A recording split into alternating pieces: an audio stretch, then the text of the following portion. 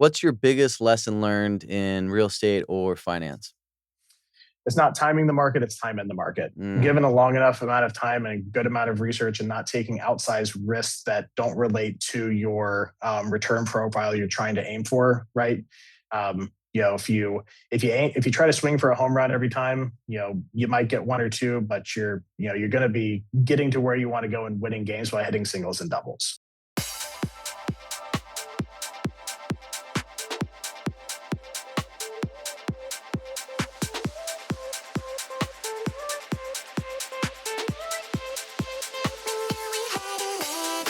Welcome, everybody, to Ladders and Leverage podcast, where we're here to discuss real estate investing, building wealth, and creating a better life for you and your family.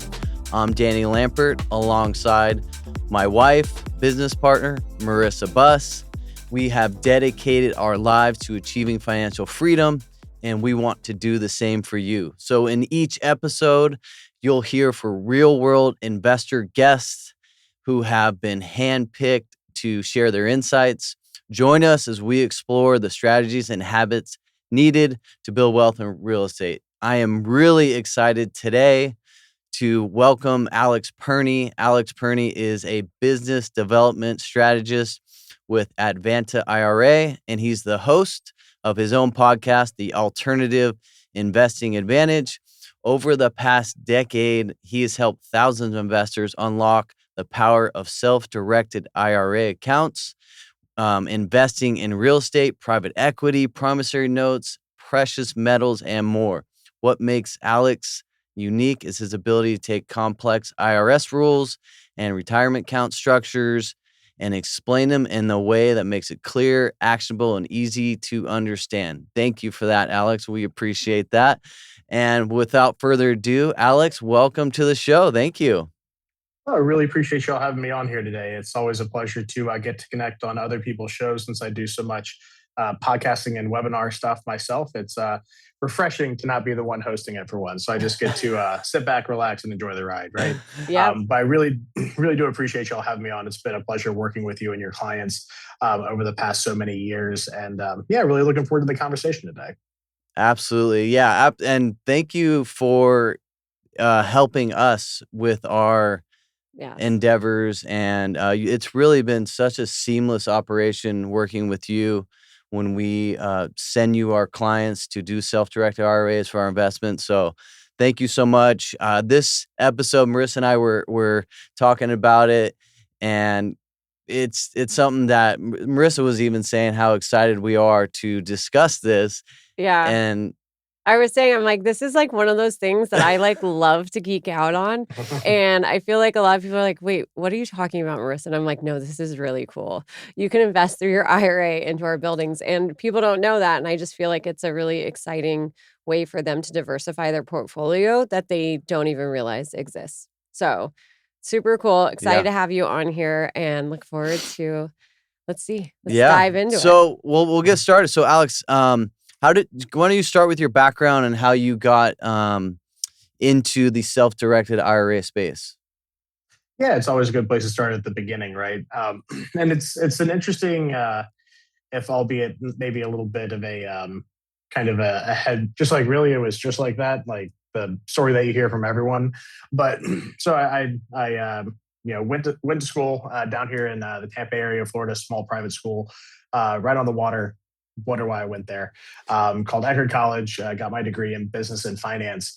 Unfortunately, I graduated in the beginning of 2011. For anyone that's familiar with real estate or finance markets at that time, it was not a great time to try to get a job. So I was working some really terrible jobs for a while, and I quite literally got a job in the mailroom, or what would have passed as a mailroom was actually a closet in the back of our small professional suite at Advanta back in the very beginning of 2012, actually just sorting mail and going through all the stuff for our clients back then when we, I think, had maybe 3,000 clients and administered maybe $100 million worth of assets, maybe a little bit less than that. It was a real small company. I was like the seventh or eighth person that we hired, right?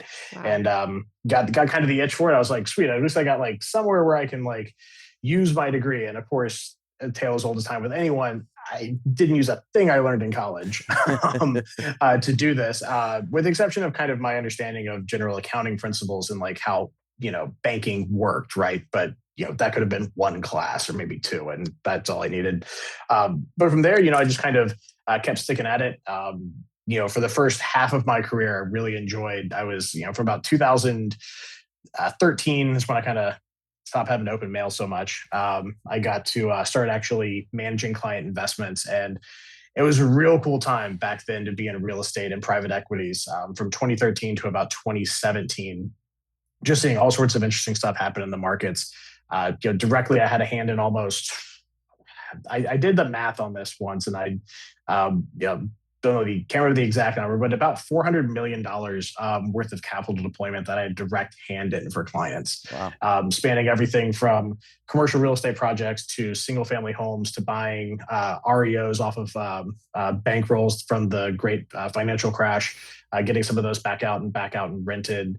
A lot of stuff buying real estate in Central and South America and foreign markets. So it was a real cool time to sit there and drink through the fire hose, if you will, and really get try to just take as much as I could. And then I switched over to the part that I'm really passionate about, which is really kind of helping people to apply this stuff, right? It was cool to have my hands in the mix of doing it for clients, and I think that's a really great basis for my career. But moving over into strategies for development, figuring out how these different things can work and how you can use them and apply them is really what I'm passionate about, and also educating people to that effect as well. You can figure out how to do it, but unless you can teach people how to do it, it's not worth the paper that it's written on. So that's kind of how I came to be currently where I'm at, and it's coming up on closing out my 14th year doing this stuff. It's been awesome, just seeing our business grow. Now here at Advanta, we've had from being the 7th employee, now we have over 62 employees, from having less than 100 million of asset under administration, which is still a big number. It's still a large number, but in banking, it is peanuts. It's now we manage over $3.7 billion worth of alternative assets for people. A lot of that being real estate syndications like y'all have done.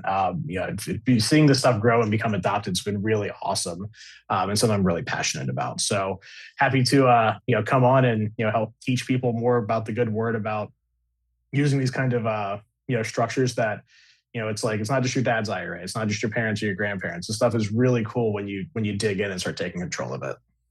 Wow, what a cool journey. I mean, starting in 2011 from the 7th employee to you guys now at 62 and growing that portfolio. That is like really cool to hear. I love hearing stories like that.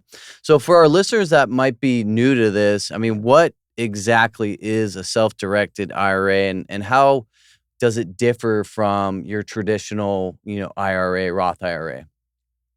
Yeah, the fun answer, right, that I like to give people when I get asked that question is a self-directed IRA doesn't exist. You go to the IRS's, you go through the legislation, you look for everything, you'll never see self-directed IRA listed anywhere. What a self-directed IRA is a term, right? It just refers to how you invest stuff. And the reason I kind of bring it back to that is that anyone can kind of use that term to market stuff. We do, use it to market our industry, but so does, I want to say Schwab and Fidelity also say, hey, you have a self-directed IRA, right? So it's important to really kind of understand that, hey, this is just a marketing term for kind of an action that you're doing. At the end of the day, what we do is we allow for people to utilize their IRAs to invest in assets that they go out and find. We don't sell anything. As a general rule, we're not the only ones who do what we do. Self-directed IRA custodians in our space, we don't sell investments. We don't offer legal advice. We don't provide you the investment. You come and say, hey, I want to do this. And these types of accounts and the service that we offer is based on doing things outside of the stock market, right? You can go to your Schwab, your Fidelity, and say, hey, I'd like to invest in Danny and Marissa's new project they have going on. And they'll say, well, you got to take a distribution. We can't hold that. You can't do that. You can. You just have to have a custodian that's willing to do that kind of work and hold those types of assets for the plan. I'm sure we'll dig into some more nuts and bolts, but that's about as high level, to kind of answer that question. I think as most people would understand is that self-directed IRAs, when you're hearing people like us talk about them, is referring to being able to do these kind of investments through an IRA. It's not through your Schwab or your Fidelity. And again, no ill will towards any of them. I have a Schwab account. I love Schwab. If you want to buy stocks, I recommend Schwab. But for this context, it really refers to taking your retirement plan, having it housed with a company that can handle the administration, record keeping, ongoing asset maintenance of things that inherently are hand-on. They're alternative. They're not publicly traded. They're tangible. And you can really kind of take more franchise control over your investing experience by utilizing self-directed IRAs.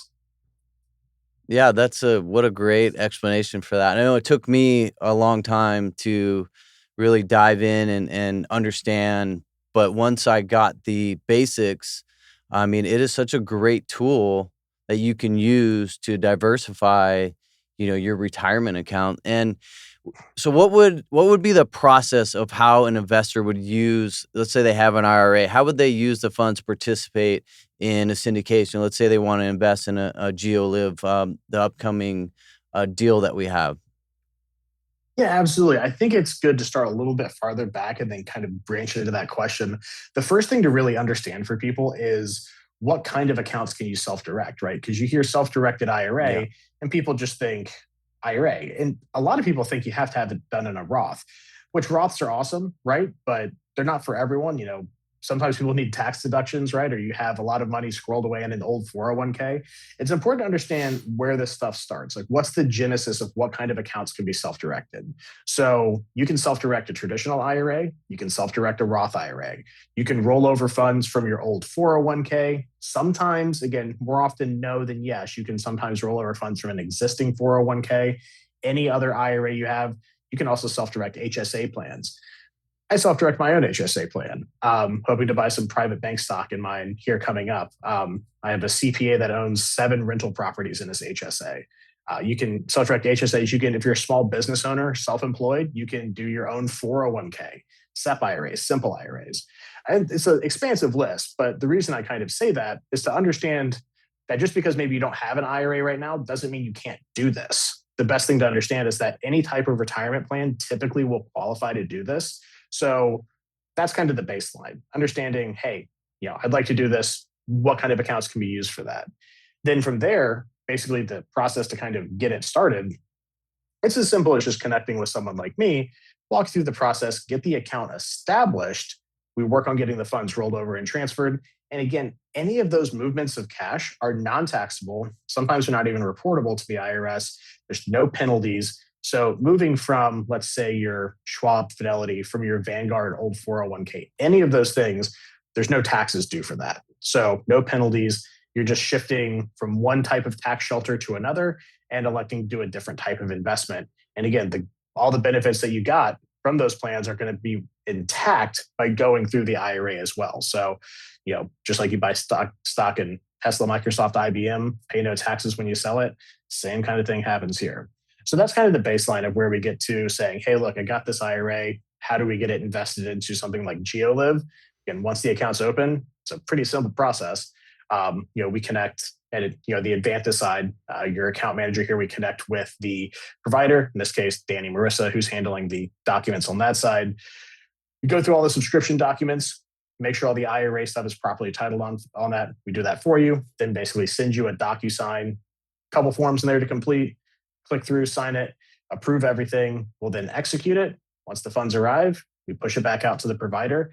At that point, you're pretty much done from our perspective of having actually made the investment. Then we continue to record keep the investment, the income that comes in on whether it's a quarterly, biannually, whatever the payment structure detailed in the offering documents is, comes right back into your IRA, and you just continue to build from there. That is so interesting that you said that people can invest in some 401ks that they currently have, because I thought that was like an absolute no. So I'm curious, how would someone find out if their 401k would qualify to roll over a portion of it into a self-directed IRA? Yeah, great question. So it just really depends on a few factors. Easiest answer, give them a call. Give your Okay. 401k plan a call and ask specifically. And this is really the important thing, is that a lot of people aren't familiar with calling a 401k plan and asking a Right. little bit more specific questions. The question you need to ask is, hey, I'd like to do an in-service rollover. what do I need to do? And at that point, they'll say, hey, look, they'll give you one of three answers, right? They'll say, no, you're still employed. You can't do anything with it. Okay. They'll say, yeah, you can roll over a part of it. And typically, if they give you that middle answer, it'll be either your contributions that you've made to the plan or anything you've rolled into the plan at that point. They'll let you take that out, but they'll restrict their matches. And then the third answer would be, sure, whatever, take anything you want to out. You can roll it to wherever you want to. Typically, that third answer, if you're still employed, is pretty much reserved for people that are 59 and a half and older. 59 and a half is just the arbitrary age that the IRS says that is retirement age. With a few exceptions, I don't know many retired 59-year-olds. Yeah. I think we'd like a lot of us I was would like, to be by that that's age. dreaming right there in this day and age. Right. But again, it's arbitrary. But again, that's the age at which you can take penalty-free distributions from an IRA. And they just matriculate that to the 401ks by saying, look, you can start taking money out. So because you can take money out, they don't control where you send it. You can just roll it into another plan. That typically opens things up. So again, that's only if you're still employed with that employer. If you've severed employment, world's your oyster. Right. All you got to do is call and ask to do the rollover, and boom, they can't restrict you. But those are the three answers you'll get from asking that question. That's great. Yeah, because I had actually a couple investors on this deal that we were just raising for that wanted to invest, and they're both still employed. And so I was like, oh, then they can't at all. And I didn't even realize that they could just call and ask and see. So now I Yeah. know. Yeah. No, and then one question I get asked a lot from investors when they're thinking about doing this is, what is the cost to set up and maintain the self-directed IRA with you guys? Yeah, absolutely. You got to know where your dollars and cents are being spent. The thing that most people need to understand, and I'll give you the exact numbers in a second, is that there's definitely a value to our service, and rarely do people kind of see a fee being paid for having an IRA. And I have the conversation a lot, is that, well, account with Schwab, Fidelity, whomever, it's like, it's a free trading account. I'm like, let's be honest, there's a reason they're almost $1 trillion companies. There's not a big red cross in front of their door. They make money. Because they're not charging you there, I guarantee it. And I explain, look, they own the securities that you're buying in there. There's a bid, there's an ask. They're making money hand over fist on those spreads. Everything else is where they're making money. We're just a service provider, right? We don't sell investments. We don't make markets. We don't provide financial advice. We don't provide legal advice. So we provide a service, and you pay for the services that we render. And it's real simple. And again, your cost basis is very fixed and low. Basically, for doing something like this, here's what it looks like. We charge $95 for making the investment. So for coordinating everything between you, the investment provider, getting everything signed, collected, approved, $95, charge $30 for a wire, both one-time fees. And then $295 is what we charge for the IRS reporting, asset maintenance, getting funds coming back in, is what your all-in cost is per year. So a few initial transaction costs to get the account set up and the investment made, and then basically just a flat $295 a year after that. And that's really it. I get the question a lot, and occasionally some people are like, "That's so expensive. I've never paid a fee in my life." I'm like, "Oh, okay." Again, I guarantee you, Jamie Dimon is a billionaire for a reason, and the owner of our company is not. Again, to that point of just saying, look, that's how we make our money is charging fees for the service we provide. Yeah. So I have a question that I was actually thinking about recently for some of our investors. So when they start to receive their distributions and those funds are sitting in the account, do you have any sort of interest-bearing account that they can still leave the funds with you and they are collecting some sort of interest, or do they have to send that money back to their traditional IRA in order to collect interest on it while it's sitting in there? Sure. Great question. And it's a very fair thing to kind of look at practically for a client, right? There's no such thing as kind of a perfect scenario for anything, right? There's a trade-off to anything in life, right? And that's one of the trade-offs to doing self-direction, is that when you're receiving income back in, again, it's FDIC insured. Any cash deposit is, again, understanding investments anywhere, whether it's stocks, securities, private stuff, that's not insured or guaranteed. But any cash that you come back in, against FDIC insured, but it's fighting inflation, right? Your $1,000 that's in your account today is going to be worth less than it's going to be worth less tomorrow and the next day and the next day. That's why we invest, right? That's why we try to find value to escape that inflation curve. But again, you are correct. Yes, if they wanted to, be able to invest in more traditional assets like a money market, bonds, CDs, stocks, bonds, securities, they would simply just go to their current IRA custodian. They would fill out paperwork. They would send it to us, and then we would send it off to them. They could have the cash swept out periodically if they'd like to. That's not a problem. Okay. We do offer a brokerage solution, but most people, unless they are dealing with like a lot of turnover in their investments, typically don't do that because it would be another fee on their side. But we do have the option for clients interested. But most people in this scenario, if they're coming and using us for like a real specific reason, more often than not, that's what they do. Okay, great. That's kind of what I thought it was. Yeah. I assumed that. So one of the, with our syndications, I mean, we get a deal under contract and we're closing escrow in 60 days and we need the funds for, the down payment and fees and such. So I've noticed that sometimes when investors are rolling over their IRA, that it may take a week and sometimes it takes 3 weeks. So what's the difference there on timing and why sometimes it takes longer than others? Well, without naming names of certain financial institutions that take forever and a day, the very PC answer to that is that some of them just take longer than others, right? Yeah. Some of them, and here's kind of the way it works, and it kind of goes back to, we're a procedure company, right? I swear we have written books on this stuff, but basically when you open an account, especially with an IRA, right? Here's kind of the mechanism that happens. So when you open an account, there's a form within that packet where you're either telling us, hey, I'm rolling over funds from an old 401k, basically just kind of a fancy deposit coupon, or if you're transferring money from an IRA, the way it works is that you sign a form, then we countersign it, and then we will send it to that other custodian. Every single custodian has a different procedure and a different timeline. It's a lot to take. It's a lot to keep track of, but over the past 22 years, we have quite the database of how long this stuff takes. But companies take different amounts of time. Sometimes they want all original signatures. Like you have to mail us an original, we have to sign it, mail an original out. Some of them are super easy and they take DocuSign. So you can DocuSign the form, we DocuSign it, we submit it to an email portal. We have funds in 3 or 4 days. It really depends on who they are. And some companies will only send a check. And then of course that check's probably going to be on the other side of the country. That might lose it. Again, those kind of things, Murphy kind of tends to rear his head when you have some of the more archaic requirements that you have to accomplish and abide by.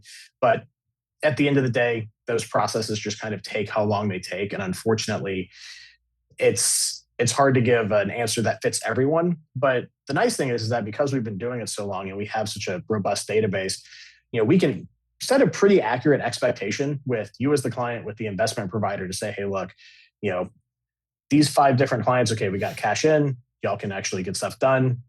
Setting the expectation of if something's going to take 3 weeks, it's much better to think from the beginning that something's going to take 3 weeks to get here than thinking it's going to take 3 days and it takes 3 weeks, right? Trying to set those expectations is what we try to do as best as we can when we know it's with a custodian that typically takes longer than the rest, or maybe they have a pretty cumbersome procedure. We set that up front, make sure you understand what's going on. But that's the reason for the spread. IRAs have a pretty wide spectrum. 401ks, though, it's like 2 weeks. Like it's a pretty fun average that they all take 2 weeks. I wish they took quicker, but 401ks will process the payment. They always like to issue a check. It gets here in a few days, clears for 5, and you're ready. But about 2 working business weeks, like 10 business days is what 401ks take. Wow. Yeah, no, that's why now, I mean, from experience, if I have an IRA investor, I always say, okay, get this process rolling. Because, like you said, some of them have been 2 weeks and some have taken, a month. 4 to 5 weeks. Yeah, it's super frustrating. And I feel for the client. And the bad thing is, especially when people are new to self-direction, right? The reason for that, right, is that the club, if you will, of broker dealers have this really slick system called ACAT, where basically it's an electronic system where only broker dealers, like if you're a stockbroker, you can be on it, and allows for intra-custodial transfers that clear after 24 hours. So like you can send a request, 24 hours it'll clear, and you can have cash or assets directly in a competing brokerage account. But lowly self-directed IRA administrators, they don't want to let into the treehouse, if you will. So we have to do a little bit more analog. It's called the term for it is really interesting. It's non-ACAT. who'd have thunk of that one? But that's a system we have to go through. Yeah. And the reason we do that is and some of these things that are a little bit more cumbersome, we do this to maintain the fact that these are non-reportable, non-taxable. We do this in your best interest to make sure that the shelter, the tax shelter, the IRA is maintained. We don't do it just to be cumbersome, right? We do it because this is the procedure that is laid out to make sure that you keep this thing in IRA so that you don't pay a bunch of taxes and penalties and then taxes on your returns. So again, there's a method to the madness sometimes, but that's the basics of it. Yeah. No, and that kind of leads me into my next part. So why I feel like SCRAs are powerful. And for an example, let's say you had $500,000 in your IRA. And I'm a real estate guy, but I also invest in the stock market. So with a self-directed RA, maybe I can take, $100,000 and diversify, my portfolio. So I'm not just in the stock market, right? So now I can diversify and I can have, a portion in real estate. And what is interesting to me is that I can take that 100,000, get the dividends throughout the investment, and then when we sell, that big windfall goes into the account, right? So what is the reason that there's no taxes, you don't pay capital gains? I mean, it's mind-boggling to me that the IRS is okay with that.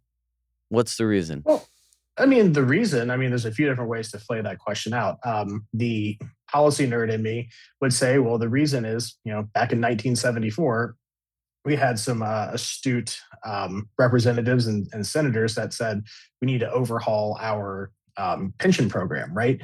Because the only people that really got pretty stout pensions were large collective bargain unionized industries or public service, right? Those are the only people that got to enjoy it. The vast majority of the United States was kind of left high and dry. And to reduce the burden on Social Security, they came up with this real fun thing called the Employee Retirement Income Securities Act of 1975.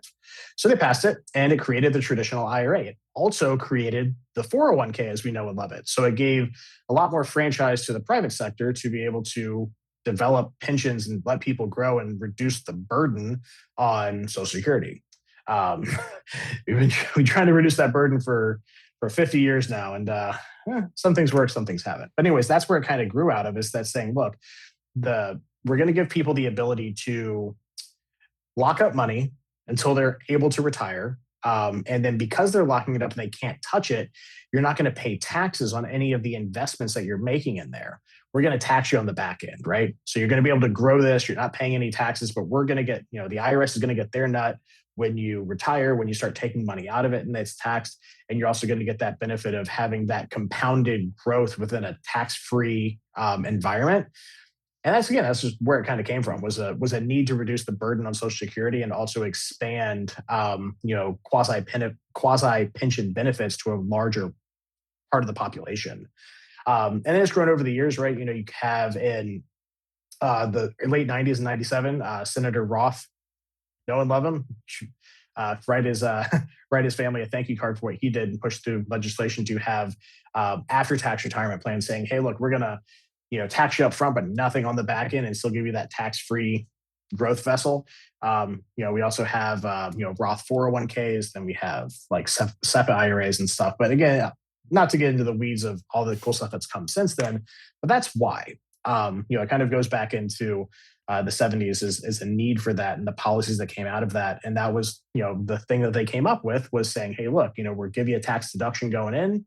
So to reduce the amount of taxes you owe, to give you more money to live, we're going to let you grow these accounts without having to pay taxes because you're locking it in there till retirement. And we're just going to tax you on the back end. That's the why. And the way it plays out and function is awesome, right? Whether it's a Roth, doesn't matter what it is, you buy something in an IRA, then it goes up in value ideally, or it creates income. None of that's taxed. It sells. None of that's taxed. Rinse, wash, repeat.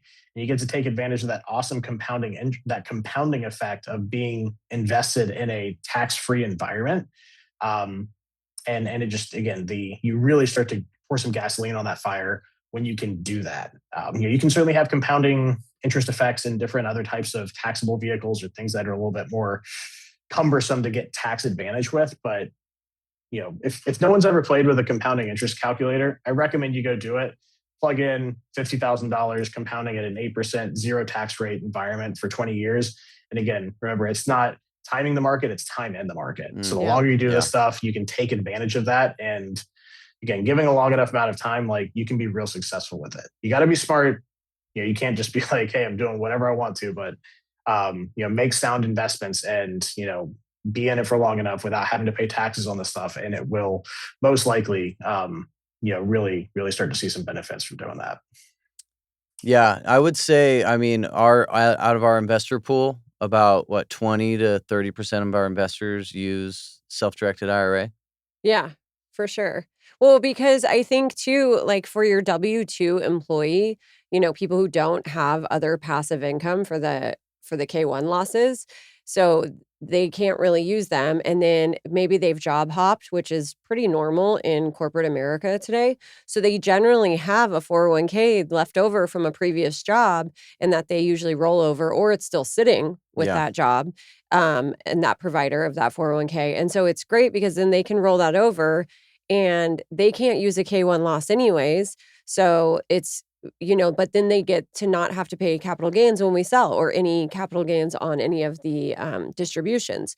So it's really, I think, huge for people who are high W-2 wage earners. Yeah. I mean, that's the people I see the biggest benefit for. I don't know if you would agree with that, Alex, because maybe there's other ways. But that's one way for them because they can't use the K-1 losses really. Well, I mean, they would use them once the building's sold or through the cash flow distributions because it just sits on your tax return. But I mean, being able to move over a 401k into a self-directed and invest in something you choose, I think is just an amazing opportunity for people.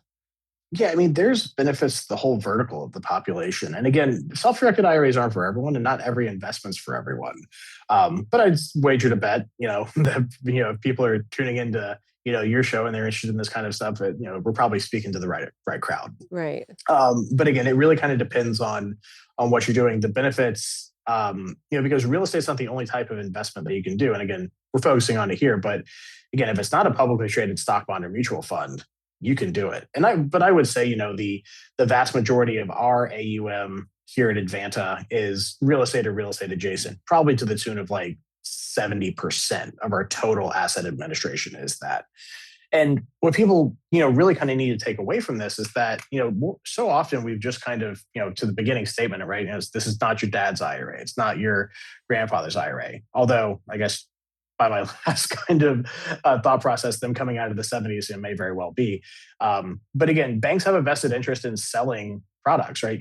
The people that don't sell products and just sell a service for people to go out and make their own decisions, again, at the end of the day, you got a job, you're tired, you got kids, you got family, you got other hobbies. Like, do you want to be spending part of your, precious time doing research and going out and doing alternative assets? For some people, that answer is no. Just being able to put it in an index fund and not think about it is a good fit. And those people make a lot of money doing that. The people that are really kind of, either entrepreneurial or just like things that aren't the norm, or just really want to try to, find value in other areas, or really the people that really find a lot of value in this are people that want true non-correlation, right? They want a tangible asset or something they can reach out and touch. That's really where a big benefit's offered here. Because again, the true non-correlation of assets is a concept that I think people really fail to realize the power of. I like to look back at an example. I'm a big history nerd, but when you look back at examples of failing industries and how they can draw down other things in public securities markets, you can really see investing in tangible things or things that are truly outside of a certain market sphere is really important.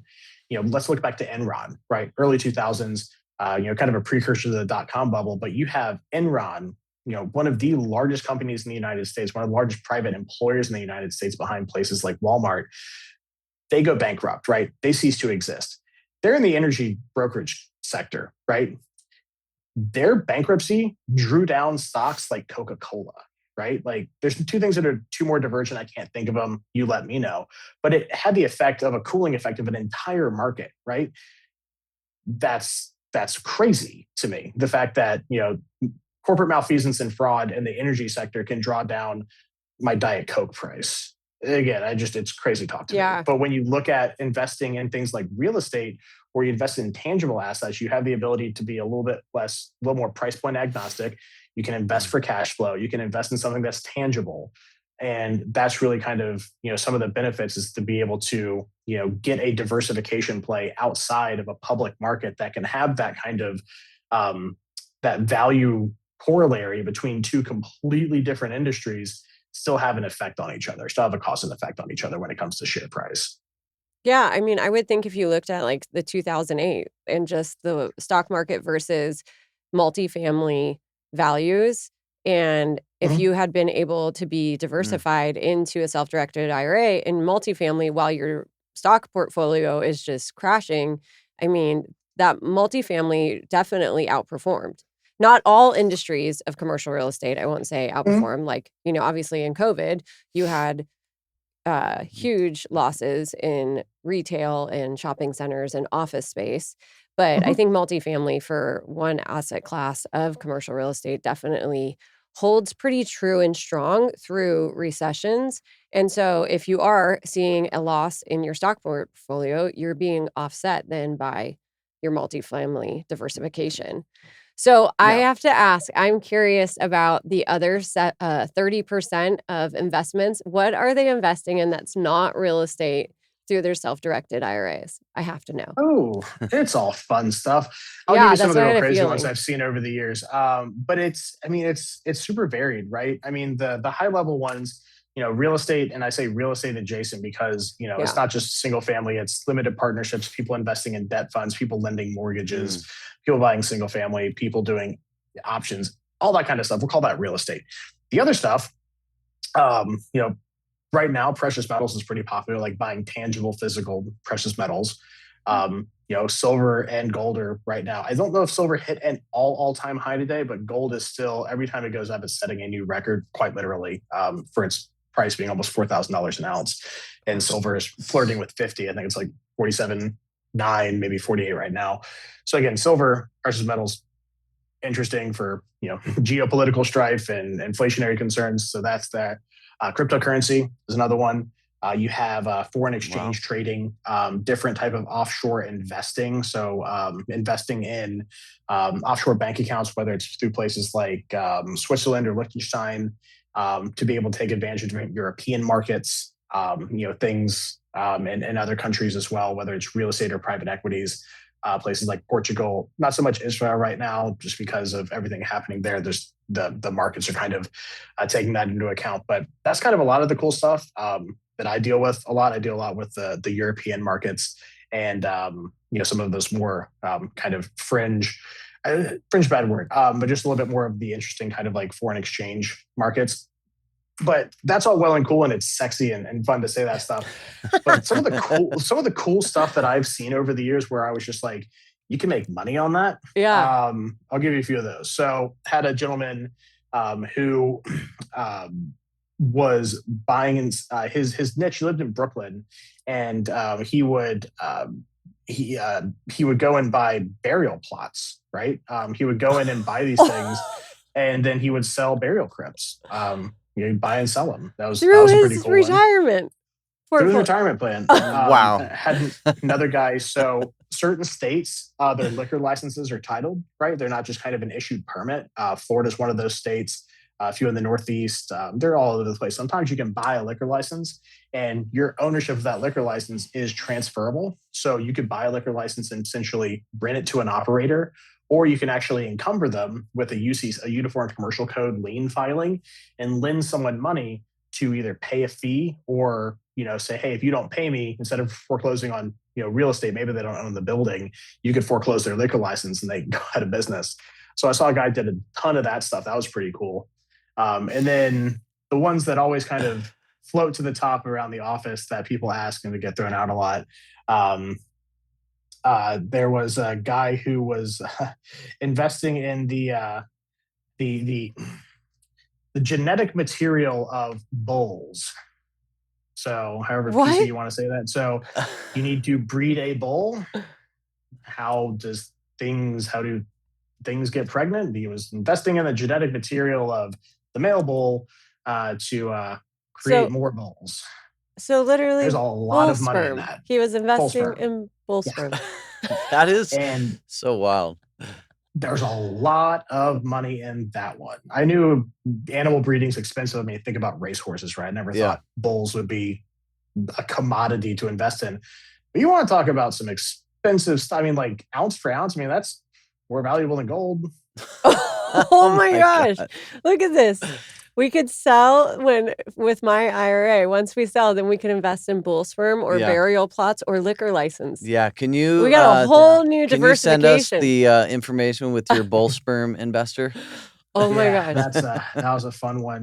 But the liquor license one I thought was a really interesting play, Yeah. just because from a professional standpoint, I got to learn a whole new industry, right? Coming in, like, I grew up in a real estate family. My grandfather was a small business owner, but also owned real estate, different, small commercial buildings and some different rentals. My dad was a real estate advertising executive for a long time. Throughout the late 80s, the entirety of the 90s. Unfortunately, the company that he was with didn't make it. Print advertising was kind of on the way out, and then the Great Recession was kind of the final nail in that coffin. But I've always been around real estate, so coming into this, when they were like, it's a bunch of real estate, like I knew it enough, right? I grew up going to the National Association of Realtors conference my entire life, right? Oh dear Lord. I'm Like sorry. I've been like. I've been, through NARS, all that stuff. Yeah. Again, I understand it. I've been around it my whole life. So like, hey, you're going to be doing a lot of real estate. I'm like, cool. I ain't got to learn much. Like, I know how to talk to realtors. Like, I grew up in their offices.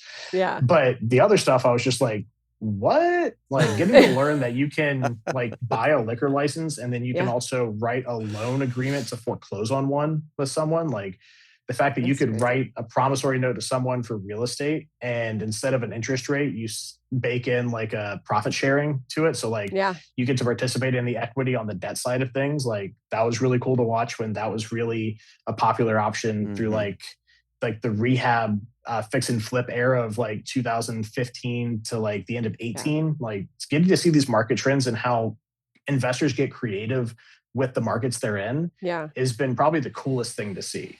Because every market drives different creativity and different deal structures that, worked really well in one, but don't work in another. And then, the investors are like, oh, like, let's try this. And then if it works, then they do it till it doesn't and just rinse, wash, repeat. And that's been really what has been very, like what warms, it gives me the warm and fuzzies about what I do, is getting to see that and help people do that. Wow. Alex, when I was bringing you on today, I was thinking that this was kind of going to be a boring episode, just because it's not, that interesting for a lot of people. Yeah. But wow. Well, it should be. It should be. I'm passionate about it, and I hope that comes out when I get interviewed on this stuff. And it's topics are as interesting as you make them, right? I think it's interesting. Have a little fun with it. I think people but I like anything about taxes, anything about retirement, like all of those strategies I love. So for me, it's like, I love this stuff. I think it's great. But it was interesting because when I was in commercial real estate first, and we went through the Great Recession, we switched from selling apartment buildings and shopping centers to buying notes. And then that was the first time I actually ever heard about a self-directed IRA, was at a real estate conference. And they were saying how you can buy notes and hold them in your self-directed IRA or do hard money loans.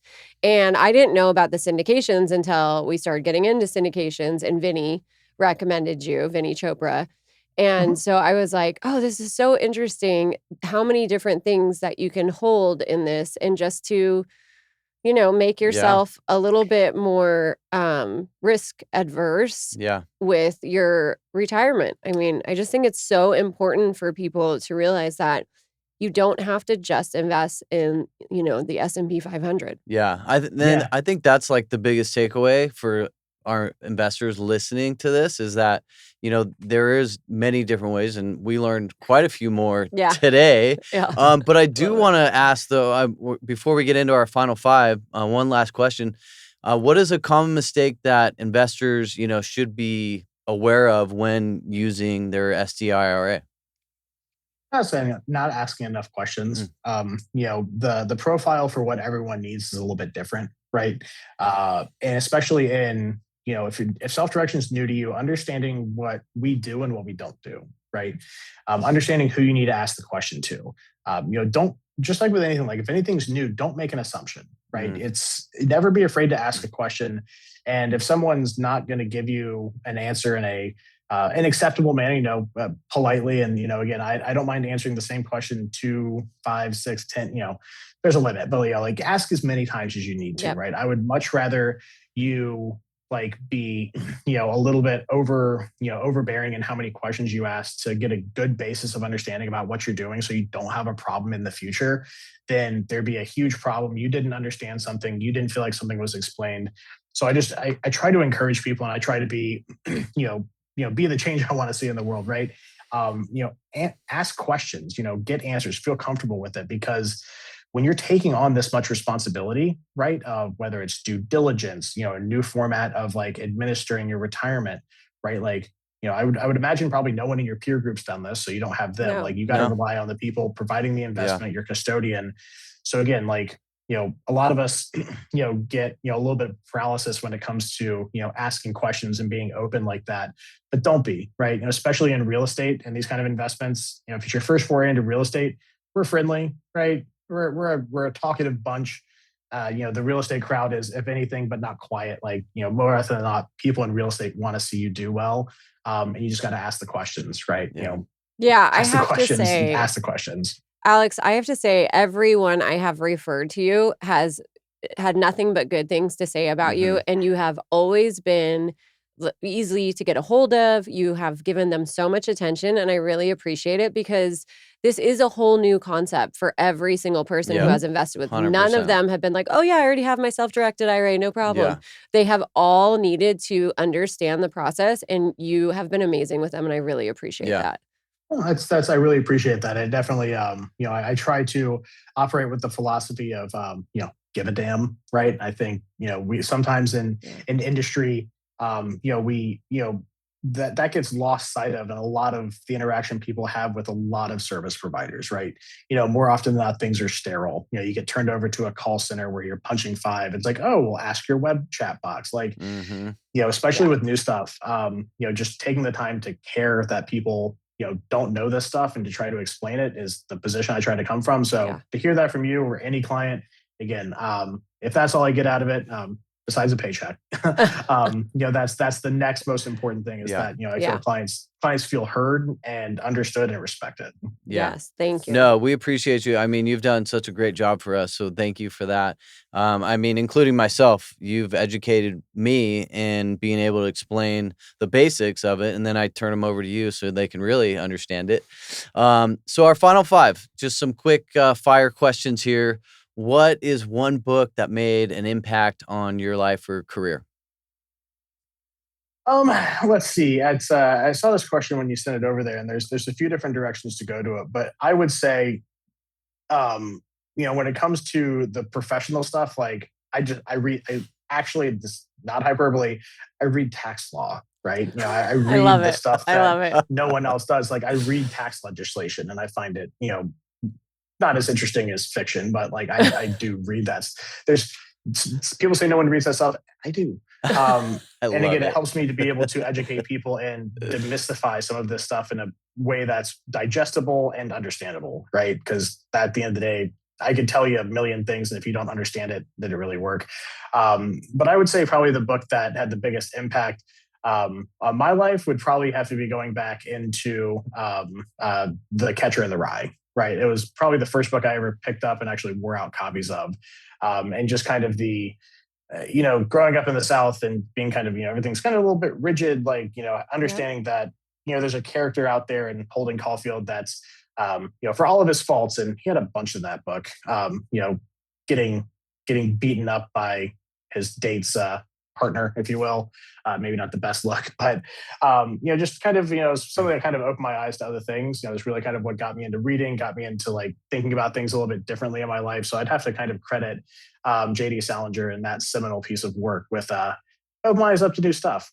Because before then I was just kind of like, hooray, cool. Like, let's kind of lockstep and fall in line with everything. And I think it had a profound, effect on my life, and, obviously matriculated into other parts, and maybe I wouldn't be here if I never read that book. So who knows? But Yeah. J.D. Salinger's Catcher in the Rye, one of my favorites. I recommend it to everyone. It's a good one. We had to read that in honors English, I remember. And I was like, oh, this is actually interesting. I'm like, finally, thank you for picking a book that I is reread somewhat it every interesting. few years. I've gone through more copies of it than I care to think about. It's it's a good one. Love it. But Love it. that'd be the one.